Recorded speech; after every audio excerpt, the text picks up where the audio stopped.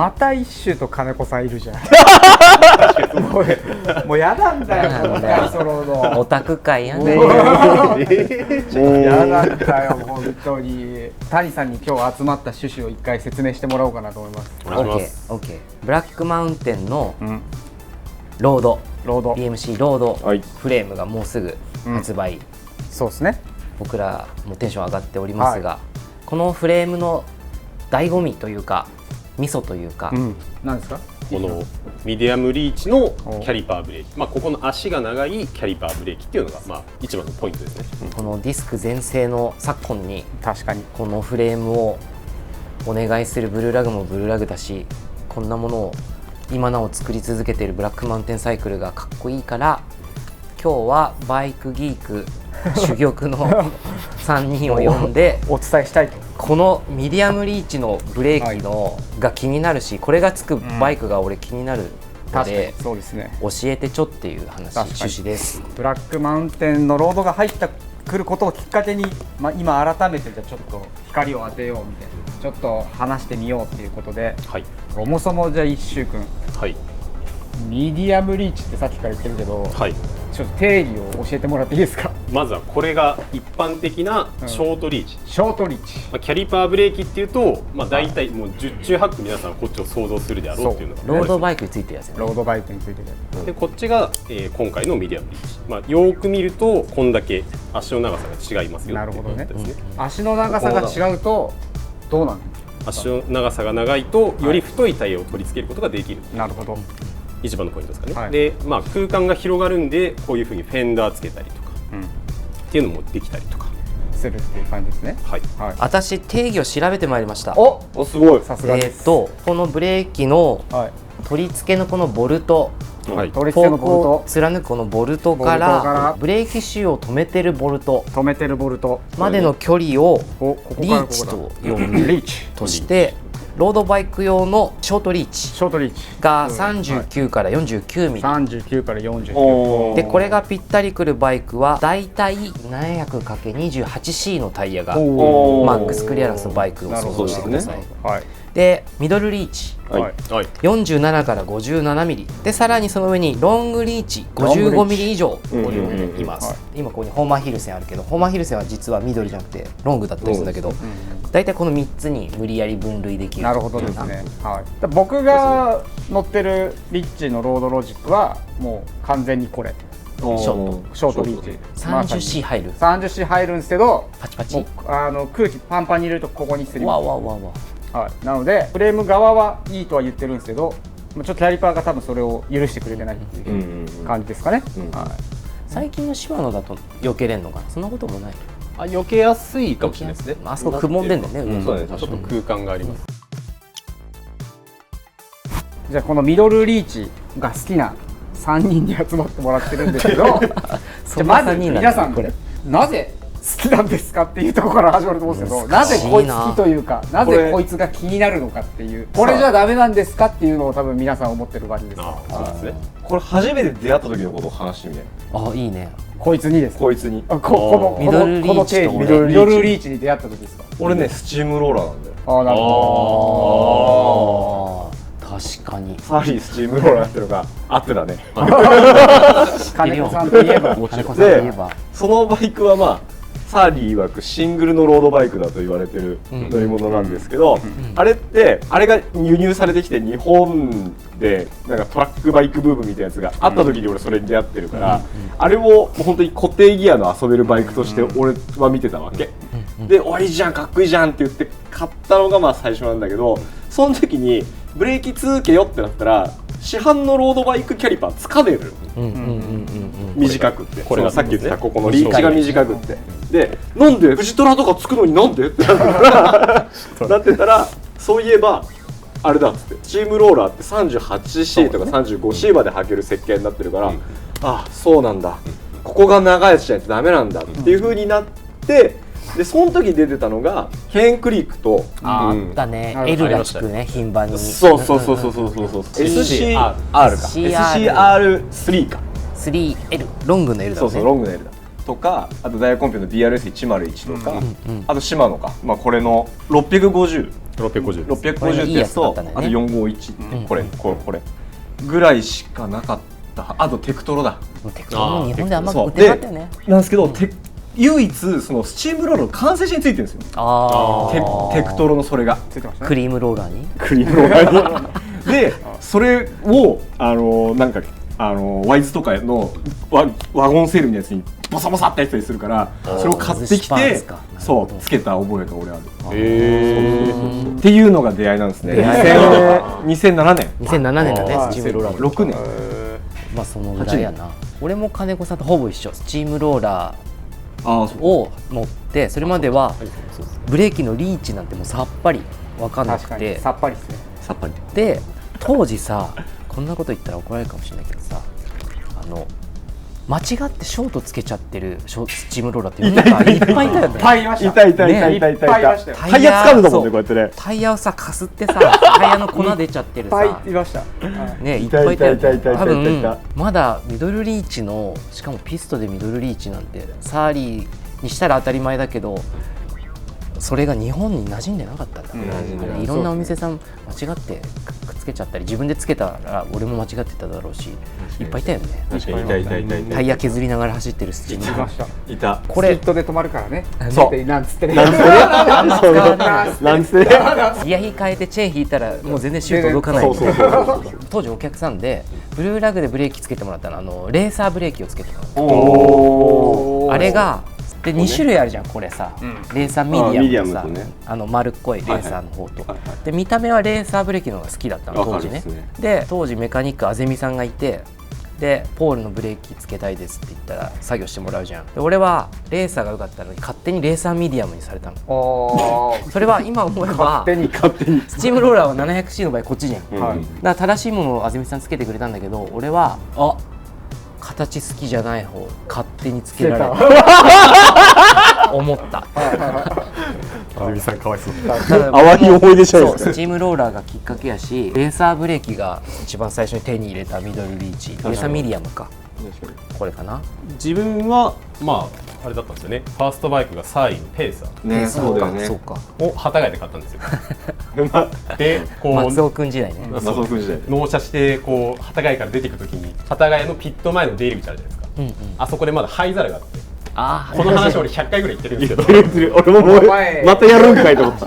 もう何回でも言うんですけど、金子さんがタバコスパーッと吸いながら、そのバイク俺が組んだんだよねって話しかけられて、なんか変な人に話しかけられたと思って、接客は俺コロさんだったんで、誰だこの感じだった。そのまんまなんか箱から揚げで組んだわけじゃなくって一回全バラしてやったで俺あれ。あ、そうなんですか。そうで綺麗にやろうと思ってやったバイクだったから、それがこの人に渡るんだと思ったら、それ俺組んだんだよねってやっぱ言いたくなっちゃったんだよね。その当時の俺は。でそれで言ったら多分僕覚えてるのがサーリーのペーサーの完成車って多分ティアグラのコンポだったよね。そうだった。キャリパーだけやっぱりティアグラグレードだとあれだったらテクトロがついてる。そうだね。これのなんかもう一個下のチープあったね。そうですね。あります。なんか自分もやっぱりいろいろ調べるの好きだったんで、こうカスタムしようってなった時、なんでかわかんないですけどブレーキが一番最初だったんですよ。まあけど気になるよね。全部シマノのコンポでさ組んであるのにブレーキだけなんやねんってなるね。テクトロね普通になる。いいメーカーやけど。確かに。だからその時周りにやっぱりロードバイク乗ってた人が大人の人たちが何人かいて、まあシマノがいいって話を聞いてたんで、じゃあ俺もブレーキシマノにしようと思って調べたら、あれどうやらこのペーサーってやつは特殊らしいぞっていうのに気づいて。でそれでそのミディアムリーチっていうのにこうなんかミディアムリーチを認知したというかっていう感じですよね。確かに。僕は自分が所有したのは多分だいぶ遅いというか、昔働いてたお店の先輩がそれこそやっぱペーサー乗ってて、やっぱ俺とかがさペーペーのやつがさスポーツバイク屋さんに入社してさロードバイクって想像するとさ、当時カキンカキンのさ 25C とか 23C のフェンダー、タイヤがついてて、もうなんか見るからに速そうみたいな感じだったんだけど、なんかその先輩はペーサーに本当に 32C ぐらいの、まあ、今だったら普通だけど当時からしたらこんなタイヤ入るんですかみたいなタイヤを履いて乗ってて、でそれがすごく印象に残ってて、かっこいいなと思ったのがいわゆるミドルリーチの自転車との出会いかなっていう感じかな。やっぱすごいペーサーっていうのは今廃盤になっちゃったけど、革新的だったね、多分すごくいい自転車だったんじゃないかなって思うかな。でそもそもじゃあロードバイクになんで太いタイヤが必要なのか。今でこそ普通だけど、当時ね 700C のバイクイコールリムブレーキみたいな時代ってあったような気しない？わかる？まあそうですよね。700C イコールリムブレーキ、はい、26インチはマウンテンバイク、ツーリングバイクあるけども、マウンテンバイクの方が強かったんでディスクブレ、V ブレーキからディスクブレーキに移行してるような時代だから、あれはディスクブレーキだろう、でもロードバイクみたいな 700C のバイクっていうのはその時ディスクブレーキってなかったので、リムブレーキしかないないわけじゃん、で十分みたいな時代だったと思うので、カンチブレーキってあるじゃないですか、であれってシクロクロスのものじゃないですか。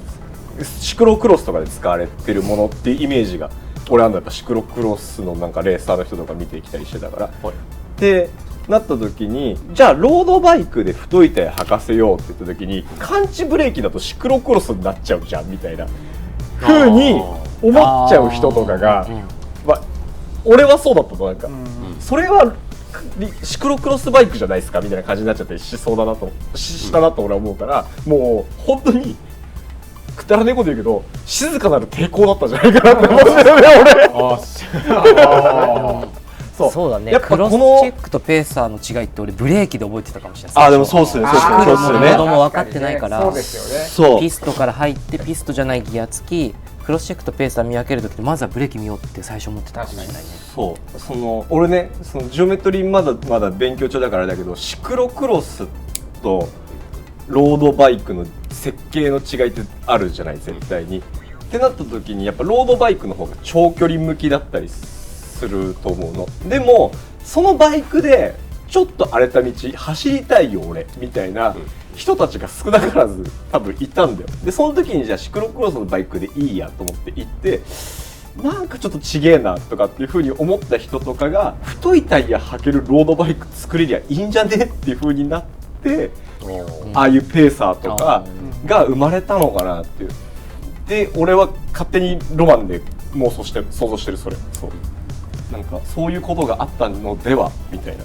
で谷さんがあれですよね、軽く歴史を調べてきていただいて、チャット GPT に聞いただけだから分かんないけどここに諸説ありますというのを前提にチャット GPT 曰くルーツは70年代80年代のツーリングバイクの世界的に自転車で旅しようみたいのがもう社会現象になるぐらいブームが来て、自転車がめちゃくちゃ世界中で売れた時にツーリングバイクはやっぱ重くて太くて頑丈なタイヤを入れるためにミドルリーチだった。そうですね。ミドルリーチが標準的一般的なリーチで、特にショートリーチが先で長いのが後から出てきたって感じじゃないっぽいんだよね。我ら2000年代はさサーリーとかのさ、あれだけどさ80年代って70年代って言ったらむしろリムブレーキって言ったら大体このぐらいの、ミドルからロングぐらいのものがいっぱいあったんじゃないかなって想像するのよね。後からロードバイクを太くしたっていう認識じゃないんじゃないかなと思っちゃうけどな。ツーリングバイクの祖先みたいな、子孫かみたいな。でもそうですね。そうなんでしょう。なんかミディアムリーチの話したら自転車の誕生まで戻りそうな気がするんですけど、やっぱり自転車って僕が思うのはやっぱ快適に移動しようって最初生まれたわけじゃないですか。でじゃあ快適に移動するためには太いタイヤとかクッション癖がある方がいいよねから多分そこからそれでレースする人たちが出てくるわけじゃないですか。競技にしようぜ、で競技にしようぜってなったらあれタイヤ細い方がいいんじゃね、泥よけも別につかなくていいんじゃねで多分レースバイクを作るじゃないですか。でそれがずっと来てでちょっとやりすぎたんじゃねってなって今また太いタイヤでディスクブレーキみたいなこの流れだったかなとは思うんだけど。確かにね。ありえる。そうですね。快適な自転車を最初に競技にしようってしたやつが補足しちゃったんだよな、多分な。確かにな。俺もそう。レーサーが後発なはずなんだよね。そうですよね。だけど自転車のそもそもの誕生の意味から俺らぐらいの年代世代だとロードレーサーが一般的になっちゃってるから、こっちがなんか後から出てきた少数派みたいに見えちゃうけどって話だよね。僕らより先輩の方々はやっぱりそのスポルティーフとかランドナーがいわゆる自転車だよねっていう意識というかがある人も多いんじゃないかなと思います。じゃあみんななんでこう僕今質問なんですけど、多分みんな画面の向こうの方もそうなんですけど、で今あなたたちが言うみたいに今ロードバイク細くなくてタイヤも太くなってきたじゃないですかと。でじゃああなたたちが目的は達成してるのになぜディスクブレーキじゃなくてリムブレーキがいいってそんなに言うんですかっていうのが多分皆さん気になってると思いますね。これはどうです？もうぶっちゃけなんかこんなこと言ったらあれですけど、見た目ですよね。まあそれもこのシンプルな見た目。俺はそれディスクブレーキ、雨の日でもめっちゃ効きもいいですし、油圧のディスクブレーキとかだったらメンテナンスとかもいらないんで、すげえいいんですけど、やっぱりこの形が好きだよねっていうところに結局俺はなんか行き着いちゃうというか、考えても。そうちゃんはでもまあ似たようなもんだけど趣味性だよね多分ね。でもうそりゃさニューバランスとかホカの方がさ気持ちいいじゃん履いてて。靴だと言おうと思ってたのに取られた。いいよ。まあなんかでもさやっぱなんか普通にバンズのねオーセンティックとかさエラとか履きてえなみたいな気持ちになる時あるじゃん。そうでなんかやっぱそれと全然物の価値違うかもしれないけど、でもそれと同じようなことがこれでもこういう文化でもあるなって思うの。であと俺マジでデジがさっき言ってたやつ俺も思ってたからって思ったから俺もやられたと思ったんだけどなんかやっぱ波があるんだよね、自転車の文化っていうかさ、の中にも。でその波っていうのはやりすぎたなみたいなのの後ってちょっとこんぐらいでよくないみたいなのに今差し掛かってる気持ちなの俺も。なんかってなった時に今あるそのグラベルバイクとかダートツアラーとかあるじゃない。なんかマウンテンバイクとツーリング両方兼ねれますみたいなバイクとかあって、でもちろんそういうのを俺たちいいですよとかおすすめしますとかっていう反面、でもなんか日常的に乗る乗り物、なんかこういうアスファルトの上とかで乗る乗り物でそれとかってどうなんだろうって時々思っちゃったりする時があるの。でそういう時になんかふとスチームローラー乗ってみたりさ、シングルの 700C 乗ってみたりするといいなとかって思ったりしたわけで、じゃあそれに今度ギアついてたらいいなとか思ったりした時に割となんか最強のシティバイクって 700C でギアついてるやつっていいんだろうなとかって思っちゃうの。じゃあそれロードバイクでいいじゃんって思うんだけど、でもそれをじゃあカリカリのディスクブレーキのロードバイクでやるかって言ったらそうじゃないなってやっぱ思うから、でそれがさっき言ってたちょっとそのスタイルとかにつながってきて、いや俺はこんぐらいのスタイルでいいわけよとかっていう風になると、なんかリムブレーキのこういう黒森のさ 700C のなんかロードバイクと言われているようなものをなんかこう日常に落とし込むような組み方したりとか、もちろんこういう風に乗ってもらっても全然いいしみたいなのが飽きちゃった。いや若干ねそうねなんかそういう風に思うのよ。そう的なね、谷さん靴の例えじゃあみんなナイキでいいじゃんって話で、俺はバンズだっていう話しようと思ったんだけど、でもなんか俺はお客さんとか我々とかもディスクじゃなくてこっちの方がいいってさ、好きな方を手に取るじゃん、なんか言語化しにくい理由でさ、ディスクブレーキよりこいつが動いてるところが見えててかっこいいってなるじゃんか。俺メーカーさんもすごいと思うんだよね。どんどんディスクになっていくぞっていうのにさ、ブラックマウンテンももちろんそうだし、15年前のさペーサー作ったサーリーとかさあと当時結構あったじゃん、ペーサーの並びにさソーマーのなんだっけ、ソーマーの ES っていうのがありますし、ソーマー今ロングリーチになっちゃうかもしれないですけど、ペスカデあれもそうかありますね。確かに。あと、あれミスターピンク、ミスターピンクもそうか、あれコナもあったんだよね。あったね、コナもあった、レモンもあった。2000年代でさミドルリーチとかロングリーチのリムブレーキバイクを作ってた、買う側はさ、その簡単じゃん、欲しいの見つけていいだけだから、ゼロから作ってた人たちがマジですごいなと、リベンデルもそうじゃんか。だから不思議なもんで、僕やっぱロードバイクとかツーリングバイクって多分やっぱヨーロッパの文化が強いんだけど、ミドルリーチのロードバイクってむちゃくちゃアメリカを感じるんですよね。アメリカを感じるね。アメリカブランドが多いので、めっちゃアメリカっていう2000年代はアメリカなイメージがあるよね。多分その年代ヨーロッパのメーカーってレース車だったんですよね。確かにそうか。多分僕も調べたんですけど、最初に多分ビアンキがいわゆるロードレーサー用のバイクを作り始めて、多分そこから多分みんな競い合ってレーサー志向になっていくってところだったと思うんですけど、なんでだからそう不思議なんですよね。なんでこんなにアメリカを感じるんだろうっていう。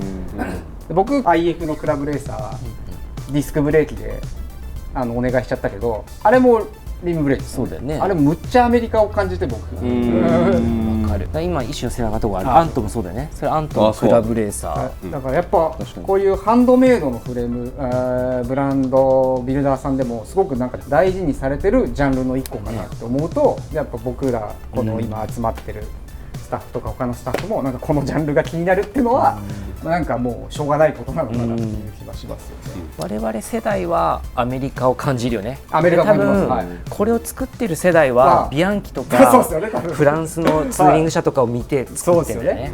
孫世代はアメリカンな感じするけど、でもお手本はね、このアントってさ、デカールがもうプジョーじゃん。そうですね。ヨーロッパ車がやっぱご先祖様であるのはで、ヨーロッパ車がどんどんレーサーになったとしても、その血脈が脈々と血筋が残ってたんやろな、アメリカに。俺アメリカを俺は感じないんだよな。でもそういう風に見たことがないってだけかもしれないけど。ちなみになんですけど、皆さん今すごくこう話してるバイクなんか当てはまるもの、一周はさ、今これをちょっと組んでさ乗ってるじゃん。タイさん昔ペーサー乗ってましたよね。ペーサー乗ってた。金子さんお持ちです？俺あれ自分のバイク自分が設計した。あれもミドルリーチか。あれもロングリーチ。じゃあ自分が今設計してるやつなんでロングリーチ設計にしたの？ミドルリーチ設計にしたんですか？太いタイヤ履かしてですよね。結局ね、ファッティーズフィットファインの我々は子供たちってことだね。ファッティーズフィットファインチルドレンなんで。さっきちょろって言ってしまったって思ったんだけどさ、ちょうどいい感じのバイクって言って、俺さっきリムブレーキガーとかって言ってたけど、俺ストラグラーで 700C 化したブログとかこの前書いたんだけどさ、あれディスクブレーキだったわと思って。でもあれもやっぱちょうどいいと思う。なんか細身バイクで 700C が俺の中で今ちょうどいいって感じなんだけど、でもそれをもう少しこうなんだオールドともクラシックとも言いたくないんだけど、ちょっとこうだから同じですよね。同じなんだよね。系統でやっぱり時代は進んじゃうから、それはしょうがねえけど、少し太いタイヤが生えてて 700C で快適に移動できる自転車っていうジャンルでいうと同じで、やっぱり今の世の中で比べるとディスクブレーキの方が生産上の理由とか手に入る供給できるパーツの都合とかで多くなってる感じですよね。全部じゃないですけど、大体どれもハイテクすぎるんですよね。そうなんだよ。それなんだよな。で自分でなんかこう手をなんですか触れていろいろやってみたいってなった時に絶対ハードルが高いはずで、なんかその心を阻害してるよなと思うんですよね。最近のバイクはちょっと太いタイヤが入りはすれど、そこの差って結構やっぱりリムブレーキのクラシックのやつとの壁だと思うんですよ。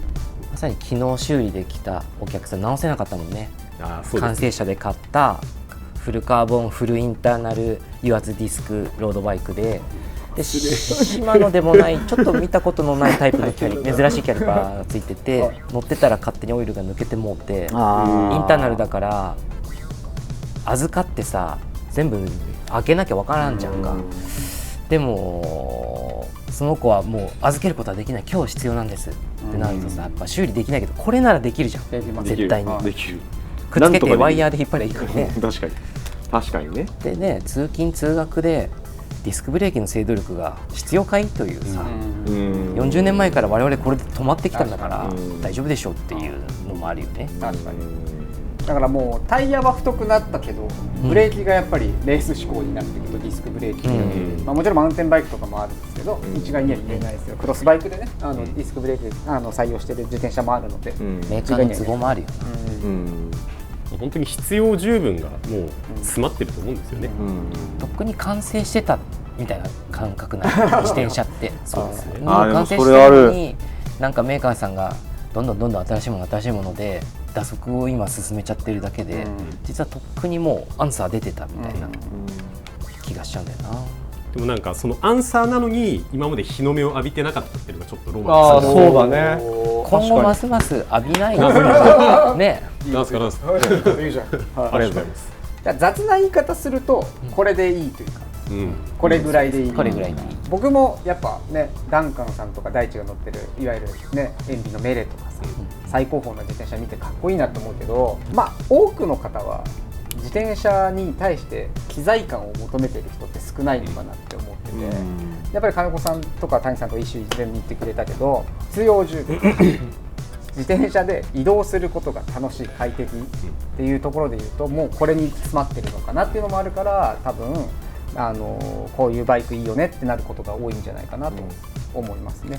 で実際僕もロードバイク好きなんですけどやっぱりなんかクイックな乗り味とかハンドリングがとかってなんか軽快でシュッとした乗り心地好きなんだけど別に速く走りたいわけじゃないっていうかそうただなんか乗ってて楽しい、乗っててなんかシュッとしてるっていうのが好きだから多分こういうバイクのジャンルがどうしても好きで同じようなバイク買っちゃうっていうのが多分大いにあるかなとは思うので、まあ、なんかその辺ちょっと共感してくれる人結構いるんじゃないかなとは思うけど、どっちが正解って話じゃないもんね。そうですね、どっちが好きか趣味嗜好の話だよな。なんだロードバイクなんだけど別にその速く走る必要がないというか、だから一周がさマイクさんのあれでさ魔法の絨毯のような乗り心地ですみたいな、めっちゃいいなと思わない？いや思いますね。思わない。めっちゃいいと思うよね。ロードバイクイコール速く走らなきゃいけないっていうのは全然こういうバイク見てもらったら違うんだよっていうのが伝わったら嬉しいよな。そうですね。で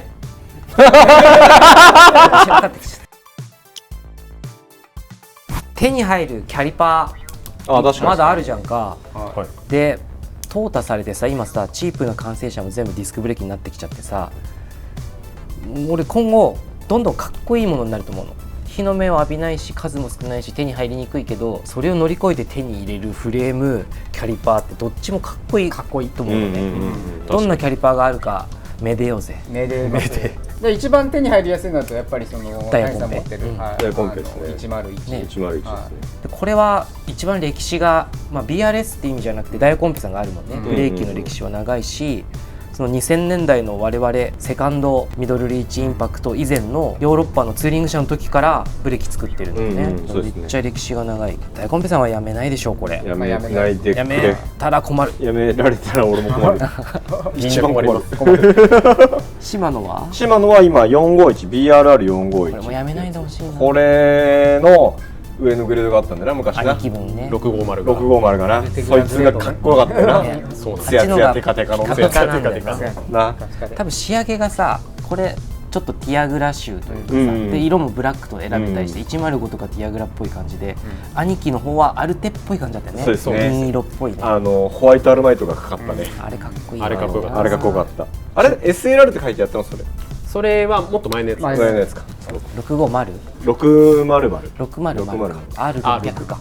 560って言うかった。いないか。561じゃないですか。561はでもショートなんですよ。ショートか。あれは。島のロゴのショートのやつ。あったねあったね。騙されやすいんですけど。詳しい。グループセット買い島の品番詳しすぎるだろ。一瞬は。でも時のさ当時のさ脱線し R と M から始まるさ島のロゴのシリーズってなんかいいよね。わかる。確かに。まあいいや。であとはテクトロですね。テクトロの R539。実はこいつめちゃくちゃ優秀なんだよ。コスパよし。精度力も割といい。あとこの肉抜きねカンパニオーロよろしくな。確かにそこ入ってんだ。多分カンパモチーフなんだろうな。確かに。ただ黒しかないんですよねこれ。嘘。シルバーが今なくなっちゃって。なるほど。じゃあそのぐらいのグレードでシルバーが欲しいって言ったら何になるんですか？となるとシマノダイヤコンペのでも同じグレードじゃないじゃないですか。ちょっと高グレード。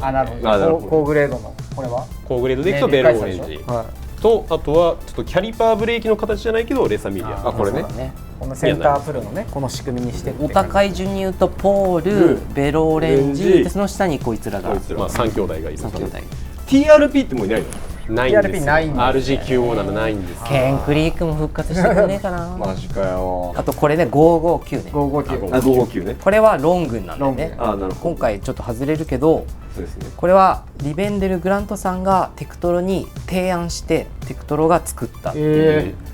なのでちょっと昔だとなんだっけ、抹茶のサムフィルもついてるね。シルバーってロゴが入ってるやつが大元で、グラントさんのアイデアで多分この559はいまだにシルバーが選べるのよね。テクトロどんどん黒だけになっちゃってるけど、知らなかった。俺559ってリベンデル品番なんだ。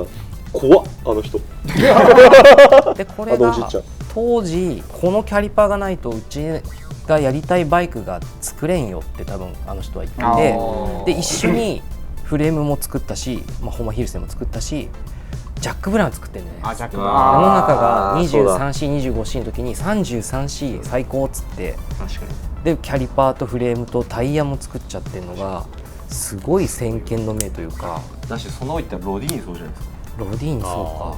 あれもそうですね。ミディアムリーチでしたね。今はロングですけど。今ロングなの？今ロングです。そうなんだ。なんかジャック・ブラウンってなんかこう歴史の分かれ道だったタイヤですよね。そうだね。当時としては 33C、32C ぐらいのサイズ帯で、その当時はその辺のサイズ帯でいいタイヤってなかったらしいんですよ。ツーリングパセラクラスとかマラソンクラスしかなかったってことだよね。もうハイエンドは23、25、あって28があるかなぐらいの。めっちゃ重たいやつしかなかったのかな。でそこでジャック・ブラウンができて、でマイクさん自身もその太めのオンロードタイヤの良さを今いろんなきっかけがあって知って、でロードフレーム作るってなった時にそのジャック・ブラウンをベースに作ったというストーリーがあるらしい。だから 23C じゃないんだ。さっきのグラントさんの話で、ブリヂストン時代はこういうバイクはなかったってことですね。キャリパーもあったと思うよ。ありました。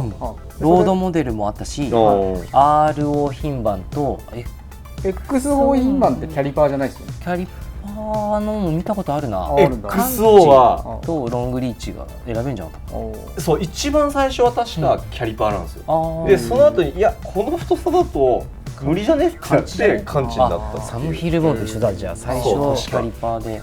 じゃああれだ。リベンデルになった時のその559っていうのはそのぐらいの時からずっと考えてた可能性ありますよね。そうだね。そうだね。しかもあの人世の中へのカウンターで作る人じゃないじゃん。もう自分だけで必要だからの人だから。面白い。26プラスの時もさ、なんかその話になったけど、アメリカのさに同時多発的にさ、その90年代後半から2000年代にさ、マイクさん、ブラックマウンテンのマイクさんとかグラントさんとかが同時に思ってんだよね。これ進撃の巨人でいう座標でつながってる。クソわかんねえ。バキでいうシンクロニシティ。シンクロニシティ。その会って話したわけじゃないけどピンとくるんだよ多分ね。同時に同じこと思ってる人がいて、でお互いにタイヤ作った人とかキャリパー作った人とかフレーム作った人が作用し合って、でペーサーとかも生まれていくし。G カークスでいうとキラキラですか？キラキラ。だから太いタイヤのロードバイクが必要だとガンダムが言っているってなったと。一回俺が変なふりしちゃった。太いバイクのロードバイクが必要ってすごくいいですよね。今こんだけ長く回してて、多分向こう画面の向こうの方はじゃあもうツーリングバイクでいいじゃんってなってるんですよ。けどロードバイクじゃないとダメだったのがあるじゃん。これとかも俺すっごいんだけどフェンダーダボしかついてない。そうですね。これも見るとそう、このアントもフェンダーダボしかついてない。そう。これ僕の中で結構ツーリングバイクとスポルティフとかクラブレーサーの違いだよね。やっぱこれがやっぱね僕はすごくね潔いっていうか。潔い。そのなんつうんだろうな、これがいいですよね。わかります。もうオーソドックス醤油ラーメンなんですそう、オーソドックス醤油ラーメン。ネギメンマだけみたいな。現場チャーシュー1枚みたいなぐらい。やっぱチャーシュー麺にしちゃうとさ重いじゃん。まあ分かってください。だからロングホールトラッカーはもう角煮とか乗ってるから。ペーサーがオーソドックス醤油ラーメンってことですか。そう、ペーサーがこの話大丈夫なのか。ミッドナイトとか結構出し効きすぎちゃったりするのよ。ロードバイクだけど。ロードバイクだけど、なんかそう、この出汁強えなみたいな、煮干し強っみたいな。あれだよね、あんま縦割りできなくない？そのグラデーションというかさ、ツーリングバイクとロードバイクでこの太いタイヤ入るけど、なんかこことここの合いの子みたいなのもいっぱいいたりするじゃん。グラベルバイクとかももともと多分曖昧な存在だったと思う。でもそうグラベルバイクってそうなんだよ。後からねしおりをつけるんだよ。確かに。シクロクロスは何がグラベルバイクじゃいって思ってたじゃん俺たち。そうです。で、そうですねってさ5年後10年後気づくじゃんなんか。で多分それのちょうどいい乗り物を持ってくると多分こういう風になってきちゃう。グラベルバイクって呼ぼうぜみたいな。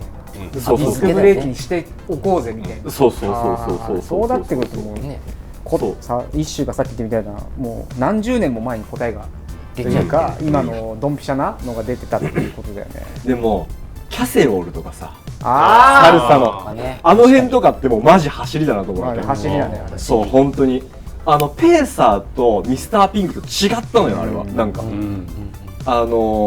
ャリパーブレーキでフェンダーダボとリアラックダボだけあったのかな。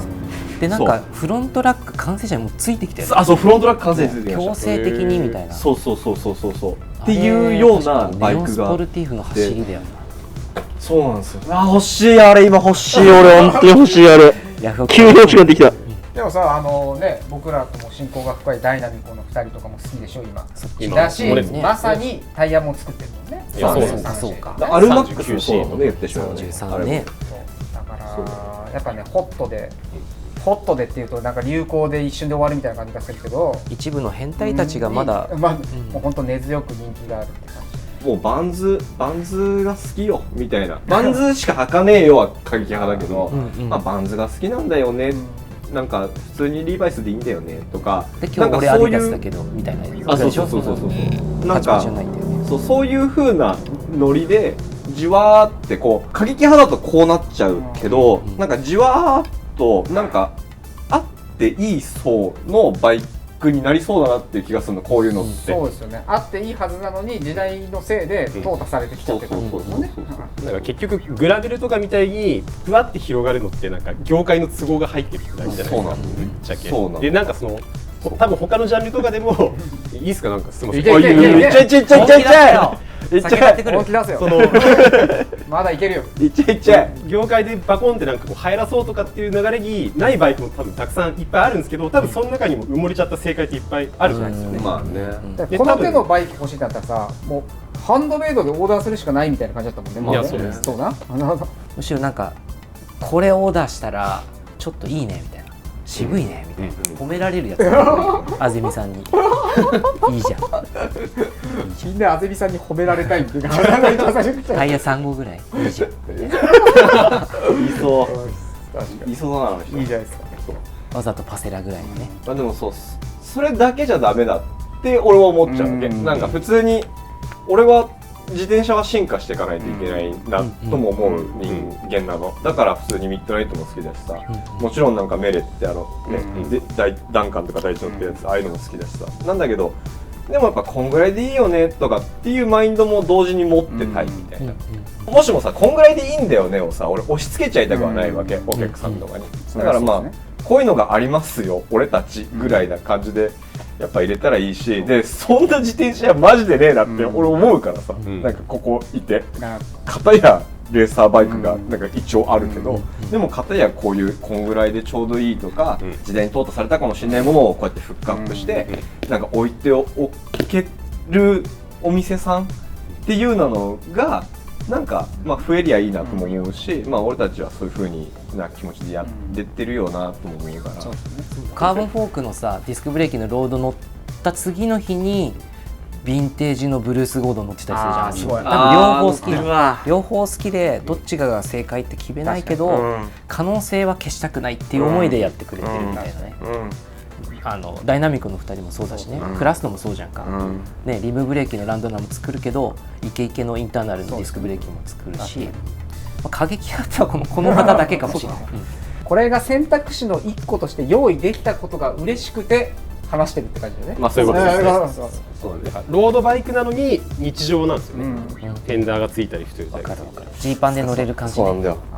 絶対みんなこれがロードバイクとしてはハマってたはずなんですよね。きっと。で俺は信じてるんですけど。23C の市場ちょっと怖い時ない？怖い。俺もう乗れないっす。ずるって斜めに縁石いっちゃいそうな。俺もう乗れないな。でもそうかもね。ロードレーサーの人とかでなんかこういうバイクで日常使うの大変だなとか、なんかこう、ね、扱い怖いなとかって人とかが乗りたいロードバイクみたいな位置づけにいても欲しいなとは思うんだよね。その側面もいいね。コンビニの前にバコーンと止めれるもんね。一応なんか似たようなスピード感、似たような操作性感みたいなやつは一応兼ね備えてる日常バイクみたいなやつで入れたらすごくかっこいいなって思うな。ちょっとねたまたまドロップハンドルの組み立てがあれしちゃってるけど、もうちょっとカジュアルダウンさせてもね、全然日常にはまると思うからね。フラットバーでフェンダーついてってさ、こんぐらいのタイヤ入ってたらさ、めっちゃよくない？めっちゃいい。わかる。俺あれ好きなんだよね。上山って土地柄さ、ご年配のランドナー乗り多いじゃない。大先輩たちが多分昔ドロップで組んだであろうペガサスとかアルプスとかにフラットバー入れちゃって腰痛いもんだから。でこっから下全部そのままでダブルレバーに乗ってるのもめっちゃかっこいいなと思う。歴史感じて昔からの相棒なんだなっていう感じしますよね。じゃあこんな感じで今日は何の話だったんだっけ？ミディアムリーチキャリパーのお話でした。本当か？脱線しすぎて覚えてね。はい、すいません。ありがとうございました。ありがとうございました。ご無礼いたしました。